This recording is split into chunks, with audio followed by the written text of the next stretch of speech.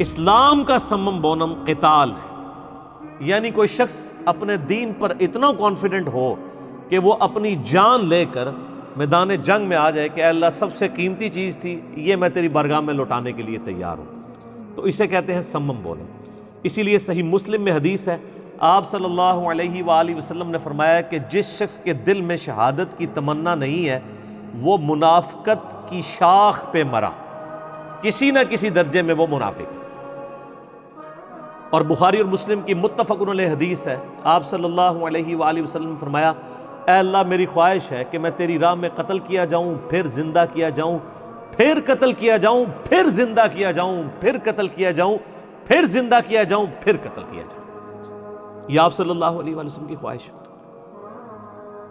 تو لیکن اللہ تعالیٰ کا ایک وعدہ ہے، کتب اللہ لأغلبن انا ورسولی، اللہ نے اپنے اوپر یہ لازم کر لیا ہے کہ میں اور میرے رسول غالب رہیں گے۔ اس کے تحت نبی صلی اللہ علیہ وآلہ وسلم کی اللہ تعالیٰ نے اسپیشل پروٹیکشن فرمائی کہ آپ کو اس طریقے سے میدان جنگ میں شہادت نہیں ملی، کیونکہ آپ رسول تھے۔ انبیاء ضرور قتل ہوئے ہیں لیکن رسول کبھی کوئی قتل نہیں ہوا، اللہ تعالیٰ ان کی غیبی پروٹیکشن فرماتا ہے۔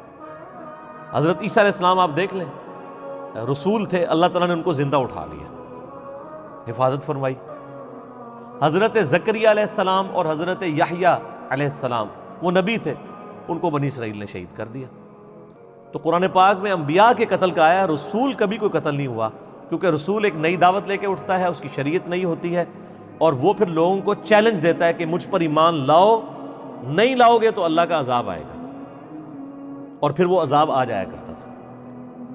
قوم شعیب کو دیکھ لیں، قوم لوط کو دیکھ لیں، قوم نوح کو دیکھ لیں، قوم ہود کو دیکھ لیں، علیہم السلام اجمعین، تمام نے اپنے وقت کے جو پیغمبر تھے ان قوموں نے وقت کے پیغمبروں کو جھٹلایا اور ان کے اوپر عذاب آیا۔ ہمارے نبی صلی اللہ علیہ وآلہ وسلم بھی رسول تھے، آپ کی بھی جو دشمنی پر اور انکار کرنے پر مشرکین عرب تلے ہوئے تھے، آپ صلی اللہ علیہ وآلہ وسلم کے منکرین پر بھی عذاب آیا، لیکن اس دفعہ اللہ تعالیٰ نے اپنی سنت میں اس حوالے سے ایک ڈیفرنٹ ایکٹیویٹی پرفارم کی کہ اگلے نبیوں کے انکار کے اوپر اللہ تعالیٰ کی طرف سے غیبی عذاب آتا تھا، پتھروں کی بارش کی شکل میں، چنگھاڑ کی شکل میں، طوفان میں غرق کیے جانے کی شکل میں۔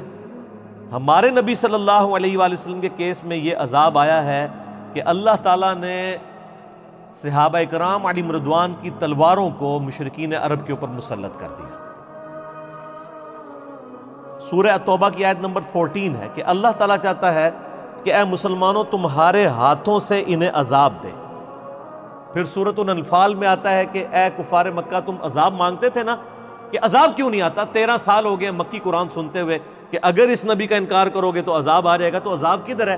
لوگ غزوہ بدر کی شکل میں پہلی عذاب کی قسط وصول کرو۔ غزوہ بدر مشرکین عرب پر عذاب استیصال تھا، جو ایکویلنٹ تھا اس عذاب کے جو اگلے انبیاء کے منکرین پر اللہ کی طرف سے آیا کرتا تھا۔ اور یہ پھر جو صحابہ کی تلوار مسلط کی ہے نا اللہ نے، اس تلوار نے پھر رومن اور پرشین امپائر کو بھی الٹا ہے، کیونکہ ان کی طرف بھی نبی علیہ السلام پیغمبر بنا کے بھیجے گئے تھے۔ وَمَا أَرْسَلْنَاكَ إِلَّا كَافَّةً لِلنَّاسِ بَشِيرًا وَنَذِيرًا، آپ تو پوری انسانیت کے لیے پیغمبر بنا کے بھیجے گئے ہیں۔ اسی لیے آپ نے رومن اور پرشین امپائر جو اس وقت کی 2 سپر پاورز تھیں، باقاعدہ ان کے حکمرانوں کو کیسر و کسریٰ کو لیٹرز لکھے تھے کہ ایمان لاؤ تو اللہ تعالیٰ تمہیں 2 اجر دے گا اے کیسر، کہ حضرت عیسیٰ علیہ السلام پہ بھی ایمان لانے کا، مجھ پہ بھی، اور اگر نہیں لاؤ گے تو اللہ کا وعدہ میرے ساتھ ہے۔ هو الذي ارسل رسوله بالهدى ودين الحق ليظهره على الدين كله ولو كره الكافرون ولو كره المشركون، وہی اللہ ہے جس نے اپنے پیغمبر کو الہدا یعنی قرآن کے ساتھ مبعوث کیا اور دین حق کے ساتھ، تاکہ اس دین کو تمام ادیان پر غالب کر دے، خواہ کافر اس بات کا برا مان جائے۔ اور یہ دین سپرسیڈ ہونا ہے، قیامت سے پہلے پہلے یہ دین ایسا سپرسیڈ ہونا ہے کہ مسند احمد میں صحیح سند کے ساتھ حدیث ہے، مشکات کی پہلی جلد میں مل جائے گی، کہ قیامت سے پہلے ایک وقت آئے گا کہ دنیا کا کوئی گھر بھی ایسا نہیں بچے گا جس میں میری دعوت داخل نہ ہو جائے، اور لوگ چاہتے نہ چاہتے ہوئے اس دعوت کو قبول کریں گے۔ اس زمانے میں صحابہ کرام تو سوچ نہیں سکتے تھے کہ دنیا کے ہر گھر میں کیسے دعوت پہنچے گی۔ سر آج یوٹیوب کے ذریعے پہنچ رہی ہے نا، ریسورسز اللہ نے ان کے ذریعے دلوائے اور یہ دعوت پہنچ گئی۔ پھر ابو داؤد کے اندر حدیث ہے اور مسند احمد میں بھی، جو اہل سنت اہل تشیع دونوں کے ہاں کامن پائی جاتی ہے، کہ اس وقت تک قیامت قائم نہیں ہوگی جب تک میری بیٹی فاطمہ کی اولاد میں سے میرے ہی نام پر ایک شخص نہ مبعوث ہو جائے، محمد بن عبداللہ المہدی، جو پوری دنیا کو انصاف سے بھر دے گا۔ پوری دنیا پر اسلام کا غلبہ ہونا ہے قیامت سے پہلے۔ آج تک تو وہ وقت نہیں آیا، لیکن اب نظر آ رہا ہے نشت ثانیہ شروع ہو گئی ہے۔ سر 8 سے 100 سال پہلے سب کانٹیننٹ کے مسلمانوں کو پتا تھا کہ قرآن میں کیا لکھا ہوا ہے، بخاری میں کیا لکھا ہوا ہے، مسلم میں کیا لکھا ہوا ہے۔ علماء کو پتا تھا، وہ پبلک سے چھپاتے تھے۔ آج تو سر بچے کے ہاتھ میں اینڈرائڈ فون ہے، وہ کہتا ہے سر یہ کہاں حدیث لکھی ہوئی ہے؟ وہ ہے جی وہ بخاری شریف۔ سر کیڑی حدیث ہے؟ دسو انہیں کٹ لینے نا، کہتا نا ذرا آستہ کیا کرو، اچھا نہ کیا کرو۔ میں تھوڑی جی ٹون انہیں کٹ کی تھی نا، وہ پرانے زمانے گئے۔ تو یہ قتال والا جو معاملہ ہے یہ بہت کریٹیکل ہے، لیکن امت کے اندر پھر قتال اس طرح مسلط ہو گیا کہ مسلمانوں نے مسلمانوں کا گلا کاٹنا شروع کر دیا۔ یہ اس کی ایک ورسٹ فارم شروع ہو گئی۔ یہ تو مشرکین عرب پر قتال تھا۔ تو نبی علیہ السلام کی یہ 2 خصوصیات ہیں۔ آپ کے کیس میں عذاب استیصال صحابہ کی تلواروں کے ذریعے آیا ہے، اللہ تعالیٰ نے ڈائریکٹ خود نازل نہیں فرمایا۔ اور دوسری خصوصیت، اگلے انبیاء کے معجزات ٹینجیبل فارم میں فزیکل فینومینا آف نیچر کو توڑنے والے ہوتے تھے۔ یعنی موسیٰ علیہ السلام کا عصا کا معجزہ تھا، عیسیٰ علیہ السلام مردوں کو زندہ کر دیتے تھے۔ ہمارے نبی علیہ السلام کے اس طرح کے معجزات کافی ہیں، لیکن وہ دعوے نبوت والے نہیں۔ دعوے نبوت والا صرف ایک ہی معجزہ قرآن میں ذکر ہوا، اور وہ خود قرآن ہے، سورۃ العنکبوت کے اندر۔ اس لیے میں نے اس کے اوپر ایک کریٹیکل لیکچر ریکارڈ کرایا ہے، مسئلہ نمبر 85، قرآن اور قتال، ہمارے محبوب صلی اللہ علیہ وآلہ وسلم کی 2 خصوصیات۔ یہ ایسی خصوصیات ہیں جو اگلے پیغمبروں کو نہیں ملی۔ ہمارے نبی کا معجزہ بھی ڈیفرنٹ، اور ہمارے نبی کے کیس میں عذاب استیصال بھی ڈیفرنٹ۔ معجزہ قیامت تک کے لیے سر، کیونکہ نبوت قیامت تک کے لیے تھی۔ آج اگر موسیٰ علیہ السلام کا عصا ویٹیکن سٹی میں بیٹھے ہوئے پوپ کے ہاتھ میں دے دیں، یا یروشلم میں بیٹھے ہوئے یہودی پریسٹ کے ہاتھ میں دے دیں، یا امام کعبہ کے ہاتھ میں دے دیں، کیا وہ اژدہا بن سکتا ہے؟ وہ موسیٰ علیہ السلام کے ہاتھوں میں معجزہ تھا۔ لیکن سر یہ قرآن وہ ہے جو نبی علیہ السلام کے صحابہ کے ہاتھوں میں بھی معجزہ تھا، قیامت تک آنے والے آخری انسان کے ہاتھ میں بھی یہ معجزہ ہے۔ اِنَّا نَحْنُ نَزَّلْنَا الذِّكْرَ وَإِنَّا لَهُ لَحَافِظُونَ۔ اس الذکر، اللہ کی یاد دہانی کروانے والی کتاب کو ہم نے نازل کیا، ہم اس کی حفاظت کرنے والے ہیں۔ سورۃ الحجر آیت نمبر 9۔ تو قتال سے ہی آپ نے ظاہر ایک دعوت کھڑی کی۔ ودن 17 ایئرس صدیوں کی سپر پاورز کو الٹ کے رکھ دیا اس دعوت نے، جو کسی نے سوچا نہیں تھا، اور ایسا فریڈم آف ایکسپریشن دیا کہ آج جناب ٹرمپ کے سامنے بھی قرآن پڑھا جاتا ہے نا تو وہ بھی سنتا ہے۔ آپ سوچ سکتے تھے کہ فرعون کے سامنے تورات پڑھی جا رہی اور وہ سنے؟ اس کے سامنے تو صرف اعلان حق اس حوالے سے بلند کیا جادوگروں نے کہ ہم اسلام قبول کرتے ہیں، تو اس نے کہا کہ میں تمہیں سولی دے دوں گا۔ اس زمانے میں جو ملک کا سربراہ ہوتا تھا نا، اس کا دین عوام نے قبول کرنا ہوتا تھا۔ عیسائیت اسی طرح ہی پھیلی ہے نا سر۔ حضرت عیسیٰ علیہ السلام کے زمانے میں تو آپ کو کوئی کوانٹیٹیو کامیابی تو اس طرح حاصل نہیں ہوئی، 12 ہماری ایمان لے کر آئے۔ لیکن حضرت عیسیٰ علیہ السلام کے تقریباً 150-200 سال کے بعد کانسٹنٹائن II ایک رومن امپائر کا بادشاہ تھا جس نے اسلام قبول کر لیا، یعنی عیسائیت قبول کر لی۔ اس زمانے میں تو ظاہر اسلام اور عیسائیت ایک ہی چیز تھی جب تک ٹیمپر نہیں ہوئی تھی۔ اس کی وجہ سے پوری رومن امپائر جو 3 براعظموں میں پھیلی ہوئی تھی، ان کا مذہب عیسائیت بن گیا۔ اور وہی کانسٹنٹائن ہے جس کے نام پہ وہ شہر ہے قسطنطینیہ، انگلش میں اسے کانسٹنٹائن کہتے ہیں، جو پھر 9ویں صدی عیسوی کے اندر 9ویں صدی ہجری میں بن گئی۔ جو سلطنت عثمانیہ کا ہیڈ تھا اس نے وہ شہر فتح کیا، ٹرکی کا وہ شہر ہے، اس کا نام چینج کر کے استنبول رکھ دیا۔ آج تک وہ مسلمانوں کے پاس ہے وہ شہر۔ یعنی یہ 1517 کے اندر 1517 عیسوی، اور آج کیا چل رہی ہے 2019، تو آلموسٹ آپ سمجھ لیں 500 سال ہو چکے ہیں. 14 15 17 سے 400 سال ہو چکے ہیں. 15 4 19 بلکہ 500 سال. 400 سال پہ تو وہ ٹوٹی تھی سلطنت عثمانیہ، لیکن سلطنت عثمانیہ ٹوٹنے سے نقصان کوئی نہیں ہوا اس حوالے سے کہ کنسٹنٹائن مسلمانوں کے پاس ہی رہا. تو اب 502 سال گزر چکے ہیں کہ وہ شہر مسلمانوں کے پاس ہے جس کا نام ہے کانسٹنٹائن، اور اس کا نام پھر رکھا استنبول. استنبول کا مطلب کیا ہے ٹرکش لینگویج میں؟ اسلام کا گڑھ. جیسے ہمارے کیپٹل سٹی کا نام کیا ہے؟ اسلام آباد. اسلام آباد کو اگر ٹرکی میں ٹرانسلیٹ کر دے تو استنبول بنتا ہے. اسلام ان اے بلک. تو وہ کنسٹنٹائن مسلمانوں کے پاس ہے. تو آپ دیکھیں کہ اسلام نے مذہبی جبر قتال کے ذریعے ختم کیا. تو آج جناب پوری دنیا کے اندر ہر شخص کو مذہبی آزادی ہے. اب یہ نہیں کہ پاکستان کا اگر پرائم منسٹر مسلمان ہے تو ساری رعایا جو ہے وہ ضروری مسلمان ہو، ایسا نہیں ہے. یا انڈین پرائم منسٹر اگر ہندو ہے تو وہ ایمفسائز کرے کہ سارے مسلمان ہندوازم قبول کر لیں. جو مظالم ہو رہے ہیں وہ الگ بات، لیکن اوورال وہ اس طرح ایمفسائز تو نہیں کر سکتے. تو یہ جو مذہبی جبر ختم کیا ہے نا اسلام نے، یہ اس جدید دور کا خالق اسلام ہے. اور یہ ہوا ہے تلوار کے زور پر. یہ فلسفہ تھا. یہ جو تماشا بنایا ہوا نا انہوں نے کہ جی وہ دیکھیں جی مسلمانوں نے تلوار کے زور کے اوپر پوری دنیا کے اوپر حکومت کی ہے، یہ جنگجو تھے. سر جو بدماش سینکڑوں سال سے دنیا پر حکومت جمائے بیٹھے تھے، ان بدماشوں کو اکھاڑنے کے لیے تلوار کی تو ضرورت پڑنی تھی، اور اس کے لیے پھر اللہ تعالیٰ نے یہ تلوار مسلط کی.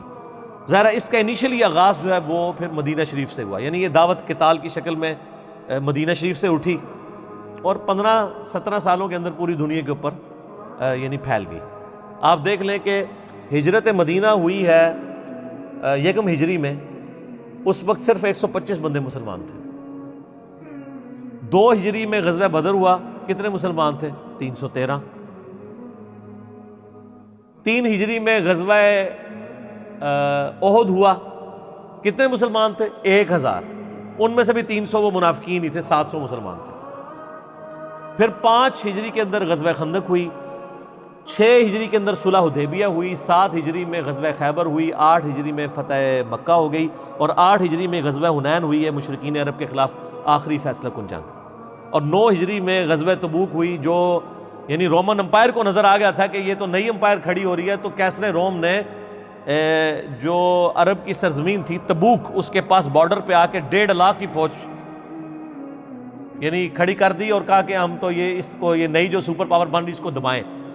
تو یہ پہلا اور آخری موقع تھا جب اللہ تعالیٰ کے محبوب صلی اللہ علیہ وآلہ وسلم نے یہ اناؤنسمنٹ کی کہ اب جو شخص قتال میں نہیں جائے گا وہ منافق تصور کیا جائے گا. اس سے پہلے یہ شرط نہیں تھی. 30,000 جانثار صحابہ کا لشکر لے کر، جن میں منافقین بھی شامل تھے جو قانوناً مسلمان تھے، نبی علیہ السلام جو ہے وہ تبوک تک گئے. اور سر اس زمانے کے اندر آپ اندازہ کریں 700 کلومیٹر کا سفر ریگستانی سخت گرمیوں میں، جب کئی کے لوگوں کے پاؤں میں جوتیاں بھی نہیں تھی، کئی پیدل تھے، بہت کم لوگ سواریوں پر تھے. اور ان پر ایسا روب ڈلا کہ کیسر روم نبی علیہ السلام کے پہنچنے سے پہلے ہی بارڈر چھوڑ کے بھاگ گیا. پہلے وہ للکار رہا تھا، حالانکہ 1.5 لاکھ اور 30,000 کا کوئی مقابلہ تھا. 1.5 لاکھ لیٹسٹ اسلحے کے ساتھ لیس آرمی، اور 30,000 جن کے پاؤں میں جوتیاں بھی نہیں ہیں. لیکن اس کو نظر آ گیا کہ نہیں بھائی یہ غیبی مدد ہے، ورنہ میں آپ کو یہ غزوہ تبوک ہی جنگ یرموک ثابت ہو جانی تھی. اور پوری دنیا پہ داغ بیٹھ گئی کہ یار رومن امپائر، یعنی آپ دیکھیں کہ بھوٹان فوج لے کے آئے اور امریکہ اپنی فوج پسپا کر لے تو دنیا میں کیسے کھلبلی مچ جائے گی. انہوں نے کہا یار یہ لوگ فوج لے کے بھاگ گئے. نبی علیہ السلام 40 دن تک وہاں رہے، ارد گرد کے قبائل کے ساتھ آپ نے باقاعدہ معاہدے کیے کہ یا تو نیوٹرل رہو گے یا ہمارا ساتھ دو گے. سارے نے کہا جناب تہاڈی تو طاقت ہی نہیں کسی دی، رومن امپائر نس گئی ہے. تو کچھ آپ کے ساتھ مل گئے، کچھ نے کہا ہم جنگ ہوئی تو ہم نہ ان کا ساتھ دیں گے نہ آپ. پھر نبی علیہ السلام تو دنیا سے تشریف لے گئے اس غزوہ تبوک کے 1.25 سال کے بعد. پھر حضرت بکر صدیق کے زمانے کے اندر جو ہے وہ کسریٰ کے خلاف قتال شروع ہوا. ظاہر ان پر بھی حجت تمام ہونی تھی، ان کو بھی خطوط لکھے ہوئے تھے، یا تو جزیہ دو یا مطیع ہو جاؤ یا جنگ کے لیے تیار ہو جاؤ، جو سورہ توبہ میں آیا. انہوں نے سوچا ہی نہیں تھا. انہوں نے کہا یہ عرب کے بدو یہ تو لوٹ مار کرنے آتے ہیں اور بھاگ کے راتوں رات چلے جاتے ہیں. انہوں نے کہا نا، اب ہم لوٹ مار کرنے نہیں آئے ہیں، ہم بھیجے گئے ہیں. تو وہ تو ان کو سیریس لے ہی نہیں تھے رہے. اچھا، یہ جو کسرا کے لوگ تھے نا پرشین امپائر کے، یہ یعنی بڑے ٹف ماحول کے عادی تھے. عرب کے ٹکر کے اگر کوئی لوگ تھے نا تو وہ کسرا کے لوگ تھے، کیونکہ وہ بھی اس ٹف ماحول کے عادی تھے جس طرح عرب کے لوگ عادی تھے. یعنی کتنے عرصے تک ریگستانوں میں سفر کرنا اور سارا وہ گرمی کو برداشت کرنا. اچھا، وہ جب پہنچے ہیں تو آپ دیکھیں عراق فتح ہوا. حضرت خالد بن ولید رضی اللہ تعالیٰ کو بھیجا سیدنا ابوبکر نے. کرتے کرتے جناب جو ہے نا وہ فتوحات بڑھتی گئی. لہٰذا آپ سر عمر سیریز دیکھیں، مولویوں کو چھوڑیں، عمر سیریز دیکھیں. آپ نے اگر یہ ریولوشن دیکھنی ہے تو حضرت ابوبکر صدیق وفات پا گئے، حضرت عمر بنے، تو ابھی بالکل فیصلہ کن یعنی دونوں طرف فائنل کھیلے جانے والا تھا. آپ دیکھیں کہ مسلمانوں کی تعداد تھوڑی ہے اور دونوں محاذوں پہ. حضرت ابوبکر نے اپنے زمانے میں شام کے قتال کے لیے بھی یعنی رومن امپائر کے خلاف بھی جنگ کے لیے فوجیں بھیج دیں، اور عراق تو فتح ہو گیا، کسرا کے خلاف بھی بھیج دی. دونوں سپر پاور سے بیک وقت ٹکراؤ. اس دوران سیدنا ابوبکر کی وفات ہو گئی، حضرت عمر خلیفہ بنے، اور عین میدان جنگ میں جنگ یرموک ہونے والی تھی. خالد ابن ولید چیف آف آرمی سٹاف ہیں. حضرت عمر نے پہلا ڈیسیژن کیا کہ خالد کو ہٹاؤ. اور جناب کھلبلی مچ گئی. انہوں نے کیا جناب ساری فتوحات خالد نے کی تھی. انہوں نے کہا میں تہاڈی یہی بت پرستی توڑنی ہے، میں نے تمہاری یہی شخصیت پرستی توڑنی ہے. یہ خالد کی وجہ سے نہیں ہوئی ہے فتح، یہ خالد کے رب کی وجہ سے ہوئی ہے. سر آپ سوچ سکتے ہیں کہ بالکل فائنل میچ کے اندر کیپٹن کو ہٹا دیا جائے. یہ حضرت عمر کا کانفیڈنس تھا. ابو عبیدہ ابن جرح کو بھیجا یرموک کے لیے، اور 4 دن تک جنگ جاری رہی. اللہ تعالیٰ نے مسلمانوں کو فتح دی. اور جو کیسر تھا رومن امپائر کا جو ہیڈ، جو صدیوں سے وہاں بیٹھا ہوا تھا شام کے اندر، بیت المقدس کو انہوں نے مین سٹی چھوڑ کے چلا گیا، وہاں سے دوبارہ نہیں آ سکا. اور دوسری طرف اس کے فوراً بعد اسی سال میں، جس سال یہ یعنی یرموک ہوئی ہے نا، یہ 17 ہجری کے اندر، اسی سال جنگیں جو ہے وہ قادسیہ بھی لڑی گئی. اب ظاہر مسلمانوں کے پاس فوج تھوڑی تھی. قادسیہ اصل میں ایک مسلمانوں کا امتحان تھا کہ لاکھوں کا لشکر لے کے وہ رستم پہلوان آ گیا. تو پھر حضرت عمر نے باقاعدہ خط لکھا وہاں سے کہ تم وہاں سے فوج جو ہے نا کچھ حصہ یہاں پہ بھی ٹرانسفر کرو، تاکہ، اور یہاں سے اب طے پایا کہ جی اب کس کو قادسیہ کے لیے کس کو لیڈر بنایا جائے. حضرت عمر نے یہ ڈیسیژن کیا کہ میں خود جاؤں گا قادسیہ کے لیے، کیونکہ یہ بہت فیصلہ کن جنگ ہے. یرموک چونکہ مسلمان جیت چکے تھے تو اس کی وجہ سے جو پرشین امپائر ہے اس پہ روب پڑ گیا تھا کہ جناب امریکہ تو نس گیا جائے، ہوں رشیا کی واری ہے. تو رشیا تو روب پہ گیا، جس طرح آج رشیا اور امریکہ. سیدنا عمر نے کہا میں خود جاؤں گا. حضرت علی نے کہا کہ نہیں، نہ آپ نے نہیں جانا. سر یہ نام پتہ نہیں کہاں کہاں ہے. ان کا حضرت آپ کو کچھ ہو گیا تو پیچھے کیا بنے گا؟ اگر خدا نخواستہ مسلمان قادسیہ میں شکست بھی کھا گئے تو آپ پیچھے تو ہوں گے نا. ہم اور عرب قبائل کو جمع کر کے نئی کھیپ روانہ کر دیں گے، ایک اور فیصلہ کو جنگ لڑ لیں گے، اور اگر آپ شہید ہو گئے تو مسلمانوں کا شرازہ بکھر جائے گا.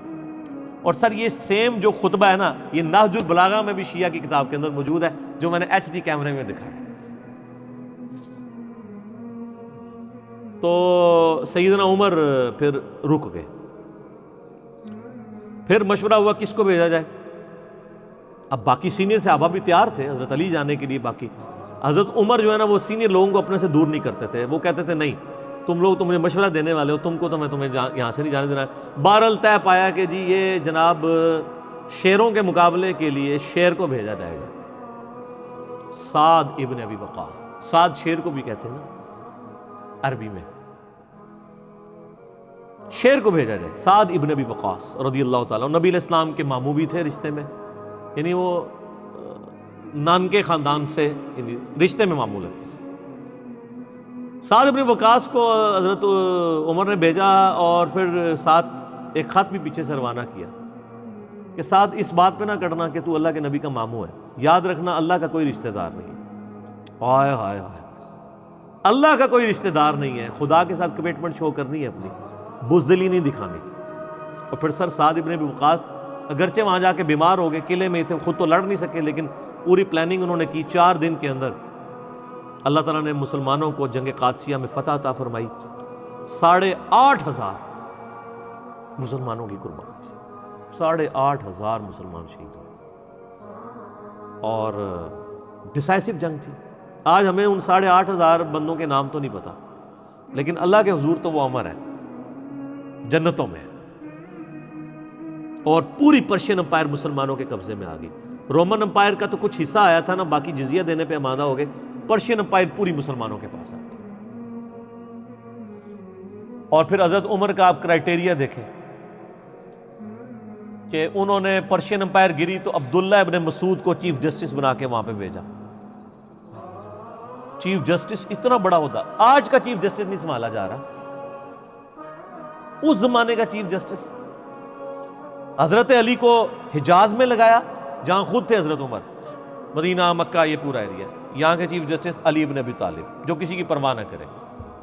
عبداللہ ابن مسعود ایک کاشتکار کا بچہ، غریب صحابی، لیکن نبی علیہ السلام کا وہ لاڈلا، تو پرشین امپائر پہ وہاں پہ بھیجا کہ یہ چیف جسٹس آف کوفہ، اور پورا عراق، ایران، یہ پورا ایریا یہ ایک ہی ہوتا تھا، عراق ایران کٹائی۔ اور ابو درداء اصحاب صفہ میں سے اس کو رومن امپائر میں چیف جسٹس لگایا۔ یہ وہ لوگ تھے جو دنیا ادھر سے ادھر ہو جائے نا، یہ کسی معاملے میں کسی کا لحاظ نہیں کرنے والے تھے، حضور کی تربیت یافتہ تھے۔ اسی لیے آپ دیکھیں حضرت عمر جب تک رہے نا، مینجمنٹ کمزور نہیں ہوئی ہے۔ حضرت عمر والی کوالٹیز اگر حضرت عمر کے بعد کسی شخص میں تھی تو وہ حضرت علی میں تھی۔ اسی لیے کافر بھی کہتے ہیں کہ حضرت عمر کے بعد اگر حضرت عثمان کی جگہ حضرت علی کو خلیفہ چن لیا جاتا تو حضرت ایک عمر ثانی مل جاتا مسلمانوں کو۔ اور بہرحال وہ خیر ایک علیحدہ سے ایک ٹاپک ہے۔ بہرحال یہ میں آپ کو بتا رہا ہوں کہ اس ساری چیزوں کی ابتدا ہوئی ہے قتال سے، قتال سے اس کا آغاز ہوا ہے، اور وہ قتال ہے کہ جس کا ذکر یہاں پر سورۃ الحشر میں اس قتال کے آغاز کا ذکر ہے۔ اور یہاں پر یعنی جو ڈیسائسو کچھ واقعات ہونے ہیں ان میں سے ایک واقعے کا یہاں پر ذکر آئے گا، اور وہ واقعہ کیا ہے اس کی یہ پوری تمہیز ضروری ہے، ادروائز یہ سورۃ الحشر آپ کو سمجھ نہیں آئے گی۔ اصل میں جب نبی علیہ السلام ہجرت کر کے مدینہ شریف آئے تو آپ نے میثاق مدینہ ایک کیا، آپ کو پتہ ہے معاہدہ کیا، وہاں پہ جو یہودی آباد تھے ان کے ساتھ یہ معاہدہ کیا کہ جب مدینے پر حملہ کرے گا کوئی باہر کا بندہ تو ہم جوائنٹ ڈیفنس آف مدینہ کریں گے، یہ یہودی قبائل بھی ہمارا ساتھ دیں گے۔ تو 3 یہودی قبائل اس وقت آباد تھے۔ نمبر 1 بنو قینقاع، دوسرا تھا بنو نذیر، یہ ویسے لوگ نذیر بولتے ہیں، یہ نون کے اوپر زبر ہے، ضاد ہے، نذیر، اور تیسرا تھا بنو قریظہ۔ یہ 3 یہودیوں کے قبائل تھے جو صدیوں سے وہاں پر آباد تھے، شام سے نکل کے یہاں پہ، چونکہ یہ سرزمین ذرا زرخیز تھی مدینہ شریف کی، تو یہاں پر آباد ہوئے ہوئے تھے، کاشتکاری کا فن بھی جانتے تھے، اور سودی نظام میں انہوں نے جکڑا ہوا تھا پورا مدینہ، لیکن ظاہر مال والے تھے، ویسے بزدل تھے، اوس اور خزرج کو آپس میں لڑواتے رہتے تھے تاکہ ان کا اپر اینڈ رہے، کیونکہ اوس اور خزرج جو ہیں وہ بڑے یعنی جنگجو لوگ تھے، اور جب کبھی کوئی لڑائی بھی ہوتی تھی تو وہ پھینٹی لگاتے تھے یہودیوں کی، اور یہودی ان کو کہا کرتے تھے ابھی تو تم ہمیں مارتے ہو، لیکن جب وہ آخری پیغمبر آئیں گے نا ان کے ساتھ مل کے ہم پھر جب قتال کریں گے تو پوری دنیا کو پہ ہم جو ہے فتح حاصل کر لیں گے۔ لیکن وہ دن نہیں آیا۔ نبی علیہ السلام نے جب دعوت حق بلند کی، اور خزرج کے کچھ لوگ حج کے لیے آئے ہوئے تھے مکہ شریف، انہوں نے دیکھا یہ کوئی نیا نبی ہے، انہوں نے کہا یہ وہی نبی نہ ہو، اس سے پہلے کہ یہودی ایمان لے کر آئیں ہم کیوں نہ ایمان لے آئیں۔ اوس اور خزرج مسلمان ہو گئے، اور یہودی جن کے پاس ڈائریکٹ ہدایت تھی انہوں نے اسلام ہی قبول نہیں کیا۔ سعد ابن معاذ اوس کے جو قبیلے کے سربراہ تھے، اور سعد ابن عبادہ خزرج کے لیڈر تھے، ان لوگوں نے اسلام قبول کیا، پورے قبائل مسلمان ہو گئے، یہودی انہوں نے اسلام ہی نہیں قبول کیا۔ بہرحال نبی علیہ السلام کے آنے سے پہلے خزرج کا یہ ایک منافق تھا عبداللہ ابن ابی، اس کے بارے میں یہ طے ہو چکا تھا کہ یہ سردار، جوائنٹ سردار اوس اور خزرج کا بن جائے گا۔ نبی علیہ السلام تشریف لے آئے تو اس کی سرداری گئی، اس کو غصہ تھا، اس نے اوپر سے اسلام قبول کر لیا اور اندر سے اسلام کا سب سے بڑا دشمن، رئیس المنافقین، نام عبداللہ، بیٹا صحابی ہے، اس کے بیٹے کا نام بھی عبداللہ ہے، باپ رئیس المنافقین۔ اب یہ جو 3 بڑے قبائل تھے نا یہودیوں کے،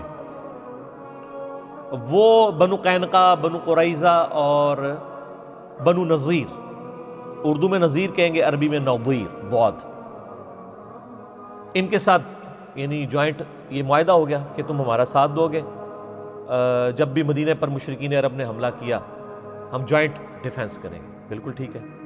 دوسرا آپ علیہ السلام نے مواخات کر دی، ایک انصار اور ایک مہاجر کو بھائی بھائی بنا دیا۔ یہ 2 بڑے کام آپ نے کیے، کیونکہ مہاجرین بیچارے اپنا سب کچھ چھوڑ کے یہاں پر آ گئے تھے، انصار نے اپنی مال میں بھی، اپنی ایون کسی کی 2 بیویاں تھیں تو کہا کہ ان میں سے پسند کر لو، جو بیوی پسند ہے اس کو طلاق دیتے ہیں، تم شادی کر لو۔ اتنی قربانی انصار مدینہ نے دی۔ اب ہوا یہ کہ غزوہ بدر کے موقع کے اوپر پہلے بنو قینقاع نے بد عہدی کر دی، نبی علیہ السلام کے ساتھ انہوں نے غداری کی۔ غزوہ بدر کے فوراً بعد نبی علیہ السلام نے بنو قینقاع کو جو ہے وہ شہر بدر کر دیا، مدینہ شریف سے باہر نکال دیا۔ اب پیچھے 2 قبیلے بچ گئے، ان کو سبق سیکھنا چاہیے تھا، لیکن انہیں سبق نہیں سیکھا، الٹا مسلمانوں کو دھمکیاں لگاتے تھے۔ یہ تو بنو قینقاع ہی تھے جو بھاگ گئے، کبھی ہمارے سے تم لوگوں کا واسطہ پڑا نا تو پھر تمہیں بتائیں گے کتنے 20 کا 100 ہوتا ہے، کتنے 20 کا 100 بنتا ہے، ہم تو بڑے بہادر لوگ ہیں، اور یہ تو تمہارے قریش مکہ ہی تھے جو تم سے جنگ ہار گئے بدر کی، کبھی ہم سے جنگ ہوئی تو پتہ چلے گا۔ یہ پھر دھمکیاں لگایا کرتے تھے بنو نذیر۔ تو اگلی باری پھر ہی نہیں کی آگئی غزوہ احد کے بعد، اور لڑنے کے لیے کیا یہ اپنے آپ کو ان قلعوں میں بند کر کے بیٹھے رہے، حتیٰ کہ 6-7 دن کے محاصرے کے بعد پھر خود ہی آمادہ ہو گئے کہ ہم ٹھیک ہے ہم یہاں سے نکلتے ہیں، ہمیں مارا نہ جائے، تو یہ پھر شہر بدر ہو گئے۔ اسی میں صورت میں آئے گا پھر اللہ تعالیٰ نے کہا ایک قبیلہ بچ گیا اور تسی عبرت حاصل کرو، اگلی باری تہاڈی ہے۔ لیکن وہ بھی باز نہیں ہے، یہودی ہے ہی بد عہد ہے، انہوں نے اللہ سے بد عہدی کی ہوئی ہے۔ تو غزوہ احزاب، غزوہ خندق کے موقع پر بنو قریظہ نے پھر بد عہدی کی، مشرکین عرب کے ساتھ مل گئے، اور نعیم صحابی تھے جن کا میں نے واقعہ سنایا تھا، جن کی وجہ سے پورا یہ لوگ ننگے ہوئے، حتیٰ کہ پھر سعد ابن معاذ کو انہوں نے اپنا ثالث مقرر کیا، صحیح بخاری مسلم میں آتا ہے۔ نبی علیہ السلام تو شاید معافی کر دیتے، سعد ابن معاذ نے کہا جی ہم تو پھر وہی فیصلہ کریں گے جو تورات میں لکھا ہے کہ بد عہدی کی سزا قتل ہے۔ تو ان کے جتنے جوان ہیں وہ قتل کیے جائیں، عورتوں اور بچوں کو قیدی بنایا جائے۔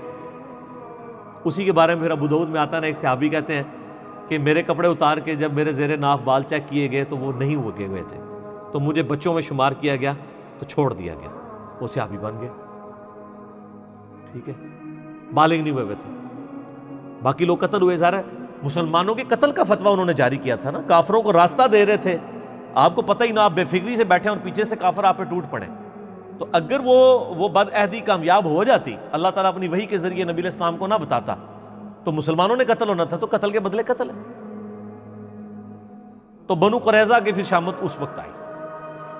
آج جو ہے نا جس قبیلے کا یہاں پہ ذکر ہے نا، اس پوری صورت کا تانا بانا پہلے ہاف پورشن کا، وہ بنو نذیر کے بارے میں، کہ وہ ان لوگوں کو اللہ تعالیٰ نے نشان عبرت کیسے بنایا۔ یہ پوری تمہید اب آپ دیکھ لیں، کم از کم مجھے آدھا گھنٹہ ہو گیا صرف تمہید کے اوپر، لیکن اس کے بعد یہ سارے معاملات سمجھنا آسان ہوگا، کیونکہ آپ نے جب درس قرآن جا کے مسجدوں میں سننا ہے، نہ بتانے والوں کو پتا کہ کون سے قبیلے تھے، کیا انہوں نے اللہ دے بندے چندے اکٹھے کر کے روٹی کھا دی، انہوں نے کی پتا کہ جہاد کی چیز ہوتی ہے، یا جو جہاد کر رہے ہیں وہ بھی سارے مطلب وہ حکومتوں کو، ایجنسیوں کو خوش کرنے والا جہاد کر رہے ہیں، ان کو جہاد کا نہیں پتا، ہر ایک اپنے اپنے حساب سے ہی چل رہا ہے۔ لہٰذا آپ کو یہ معاملات اس حوالے سے کلیئر ہوں۔ اللہ کا نام لے کے شروع کریں۔ اعوذ باللہ من الشیطان الرجیم، بسم اللہ الرحمن الرحیم۔ سبح للہ ما فی السماوات و ما فی الارض، اللہ ہی کی پاکی بیان کرتا ہے ہر وہ چیز جو کہ آسمانوں میں ہے اور زمین میں، وَهُوَ الْعَزِيزُ الْحَكِيمُ، اور وہ غالب ہے، حکمت والا ہے۔ ان آیات کی اس آیت کے اس پورشن کے اوپر میں پچھلی دفعہ ڈیٹیل سے ڈسکشن کر چکا ہوں، کیونکہ یہ آیت بار بار مختلف انداز میں ریپیٹ ہوگی ان ساری صورتوں میں۔ هو الذی اخرج الذین کفروا من اہل الکتاب، وہی اللہ ہے جو کہ جس نے باہر نکال دیا اہل کتاب کافروں کو، من دیارہم ان کے گھروں سے، لأول الحشر پہلی جلا وطنی کے وقت، یعنی وہ جلا وطنی ہوئی بنو نذیر کے لیے، بنو نذیر کے لیے۔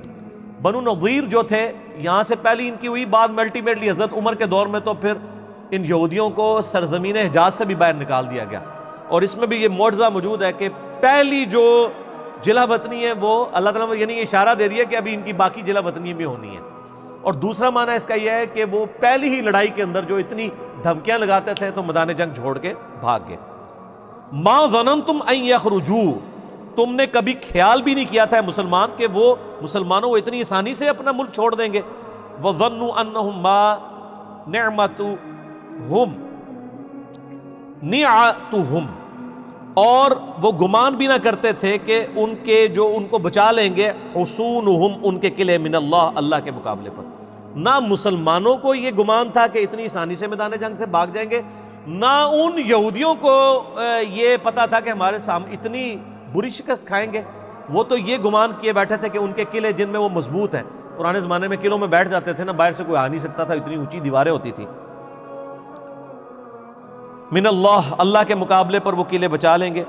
فَأَتَاهُمُ اللَّهُ مِنْ حَيْثُ لَمْ يَحْتَسِبُوا، پس اللہ کا عذاب ان پر قہر نازل ہوا وہاں سے جہاں سے انہوں نے گمان بھی نہیں کیا تھا۔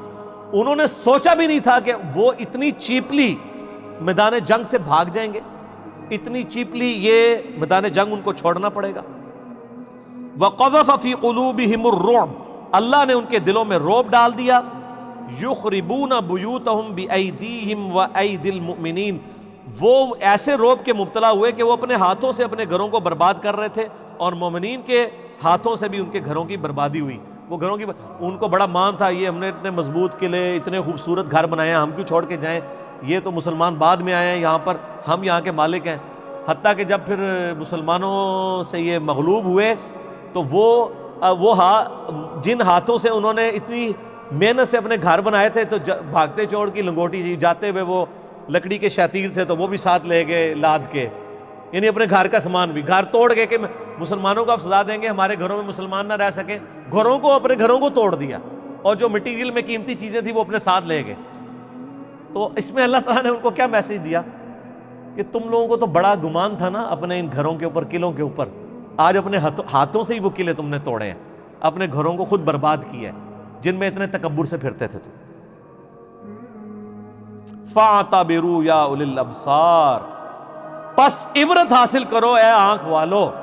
یہ بنو قریظہ کو کہا جا رہا ہے کہ اگر تمہاری آنکھوں میں کوئی عبرت ہے نا تو تم بھی تیاری کر لو، ہمارے نبی کے ساتھ بد عہدی کرو گے تو غیبی مدد ان کے ساتھ آئے گی، تم مقابلہ نہیں ان کا کر سکو گے۔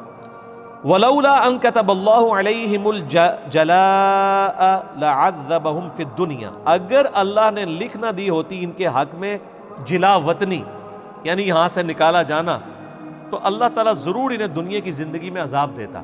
وہی بات، عذاب استحصال اللہ بھی دے سکتا تھا، لیکن اللہ نے اپنی تقدیر میں یہی مقرر کیا کہ ان کو مسلمانوں کے ہاتھوں ذلیل کر کے یہاں سے ان کو جلا وطن کروایا جائے۔ وَلَهُمْ فِي الْآخِرَةِ عَذَابُ النَّارِ، اور آخرت میں تو آگ کا عذاب ان کے لیے ہے۔ ذَلِكَ بِأَنَّهُمْ شَاقُّوا اللَّهَ وَرَسُولَهُ، یہ اس لیے کہ انہوں نے مخالفت کی اللہ اور اس کے رسول کی۔ وَمَن يُشَاقِّ اللَّهَ، تو جو کوئی اللہ کی مخالفت کرتا ہے فَإِنَّ اللَّهَ شَدِيدُ الْعِقَابِ، تو اللہ تعالیٰ عذاب دینے میں بڑا سخت ہے۔ مَا قَطَعْتُم مِّن لِّینَةٍ أَوْ تَرَكْتُمُوهَا قَائِمَةً، جو کھجور کے درخت تم نے کاٹ ڈالے یا جن کو اپنی اصلی جگہ پر کھڑا رہنے دیا، عَلَىٰ أُصُولِهَا، اپنی جڑوں پر، فَبِإِذْنِ اللَّهِ، تو یہ اللہ کے اذن سے ہے مسلمانوں تم نے کیا۔ وَلِيُخْزِيَ الْفَاسِقِينَ، اور یہ اس لیے تاکہ اللہ تعالیٰ فاسقوں کو ذلیل و خوار کرے۔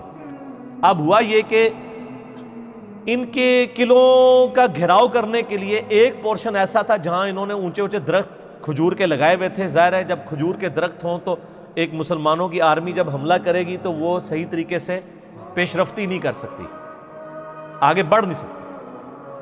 تو کیا کیا مسلمانوں نے کہ کچھ درختوں کو وہاں سے کاٹنا شروع کیا تاکہ راستہ بنائیں کہ یہاں سے حملہ کرنا پڑے تو ہمارے گھوڑوں کے گزرنے کا بھی راستہ ہونا چاہیے، تبھی آپ جنگ کے لیے آگے جا سکتے ہیں۔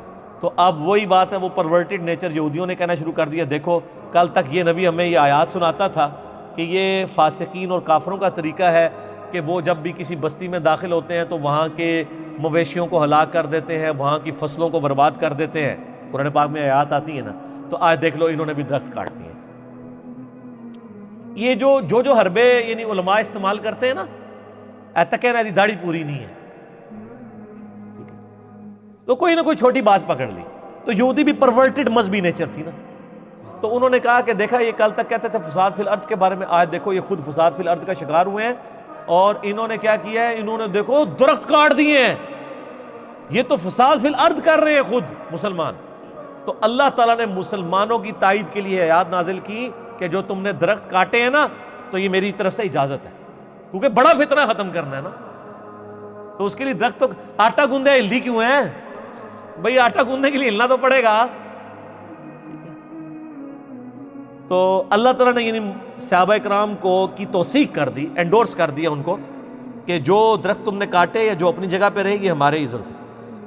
وما افاء اللہ علی رسولہ منہم، اور جو مال پلٹا دیا، مال فے اللہ تعالیٰ نے اپنے رسول کی طرف ان سے لے کر، فما اوجفتم علیہ من خیل ولا رکاب، تو اے مسلمانوں نہ تو تم نے کوئی گھوڑے دوڑائے اور نہ اونٹ، ولیکن اللہ یسلط رسلہ علی من یشاء، بلکہ اللہ تعالیٰ جب چاہتا ہے اپنے رسولوں کو مسلط کر دیتا ہے ان کے مخالفین پر، واللہ علی کل شیء قدیر، اللہ تعالیٰ ہر چیز پر قدرت رکھتا ہے۔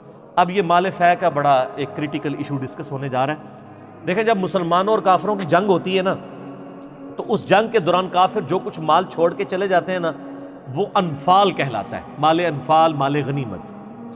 اگلی امتوں پر بخاری مسلم میں آتا ہے یہ حرام تھا، وہ کیا کرتے تھے، وہ سارا مال جمع کر کے اس کو آگ لگا دیتے تھے۔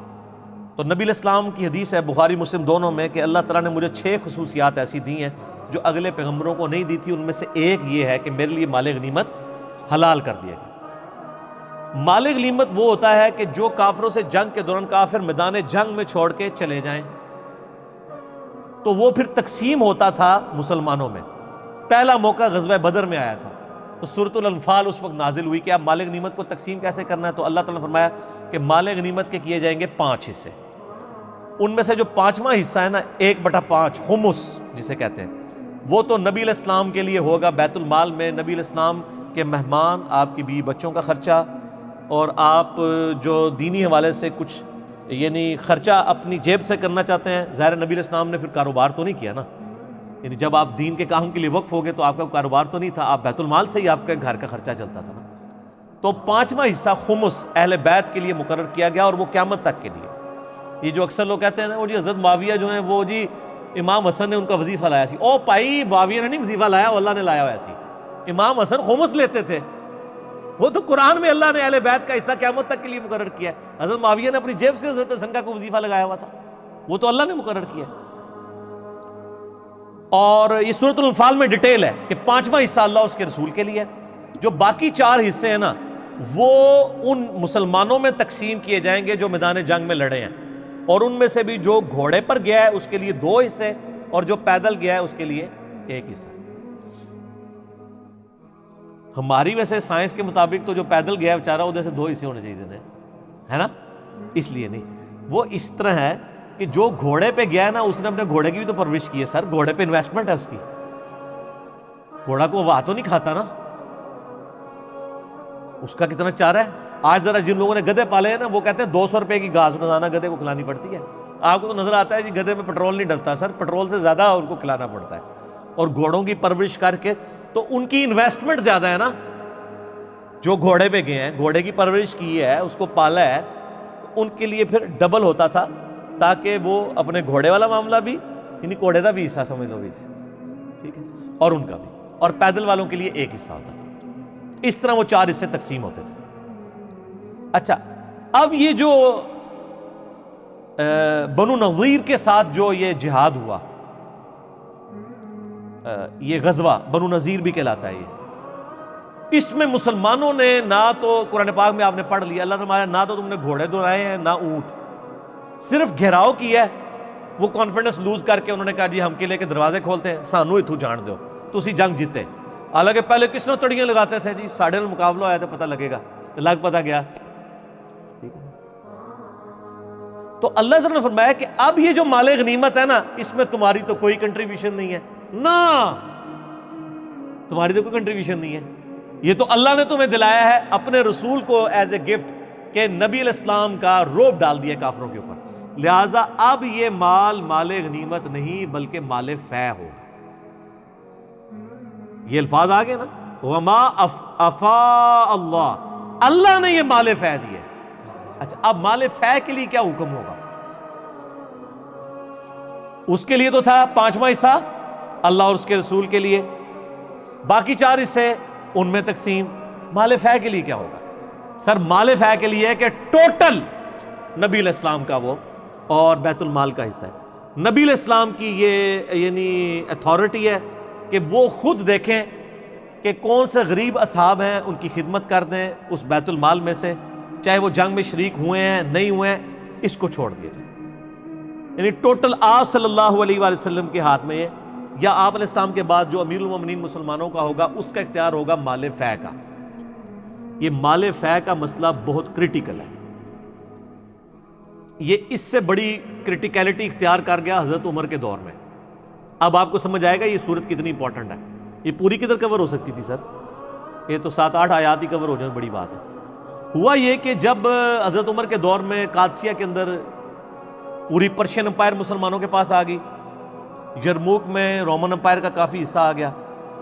اب دوبارہ سے بحث چھڑ گئی کہ جنگ یرموک اور قادسیہ کے بعد جو مسلمانوں کو اتنی زمینیں ملی ہیں, وہ تو سر پاکستان جیسے کتنے ملک تھے, تو کیا یہ مال غنیمت ہوگا یا مال فے ہوگا؟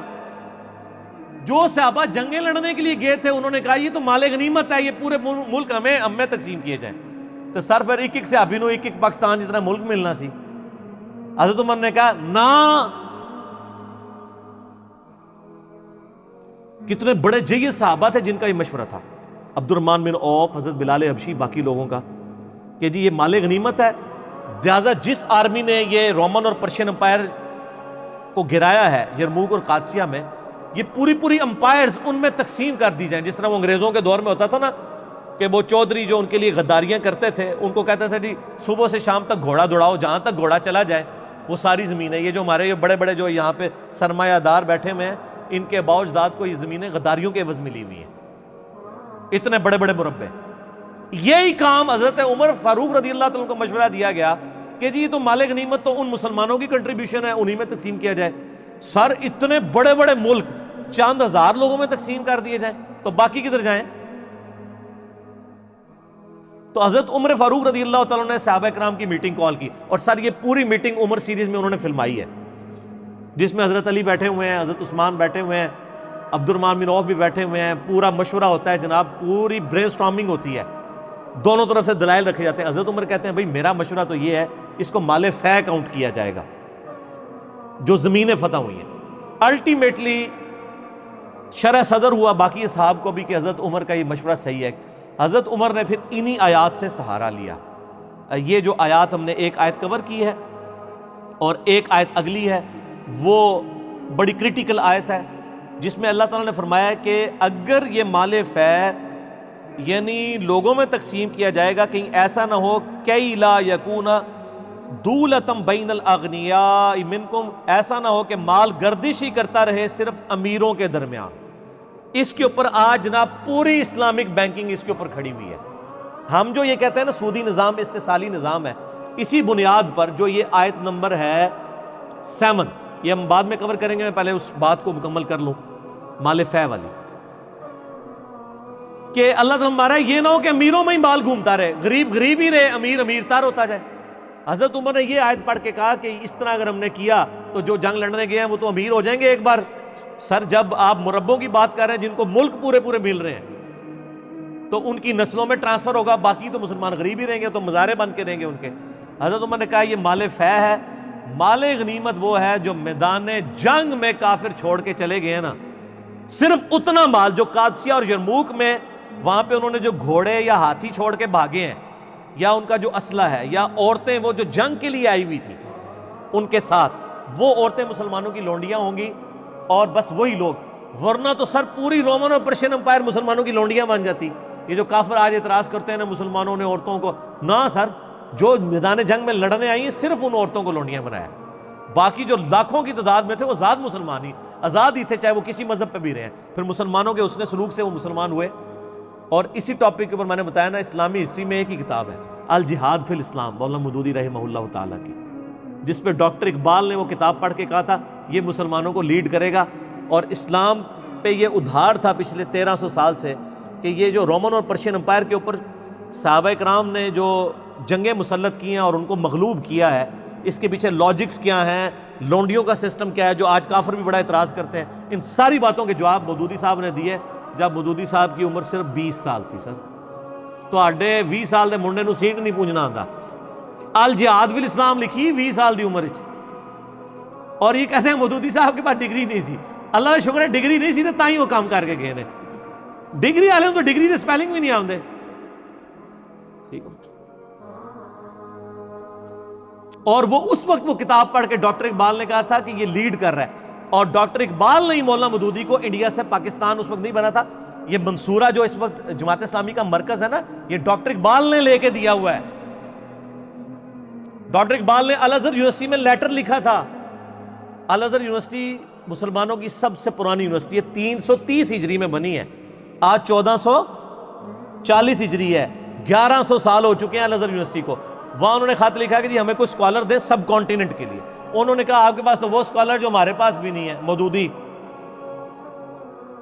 پھر مودودی صاحب کو منت مار مار کے ڈاکٹر اقبال نے خط لکھ کے کہ آپ ادھر آ جائیں. یہ منصورہ والی جگہ جو آج مرکز ہے جماعت اسلامی کا، یہ پورا ایریا مودودی صاحب کو ڈاکٹر اقبال نے لے کے دیا تھا.